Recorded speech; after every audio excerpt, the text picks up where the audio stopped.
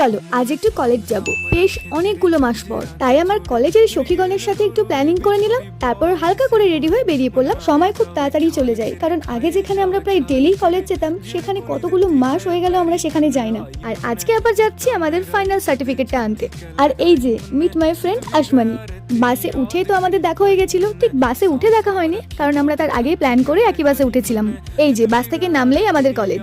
তবে আমাদের সাথে আরো একজন জয়েন করবে, কিন্তু তখনও ও এসে পৌঁছেছিল না বলে আমরা কলেজের ঠিক উল্টো দিকের গ্রাউন্ডটাতে ওর জন্য ওয়েট করছিলাম।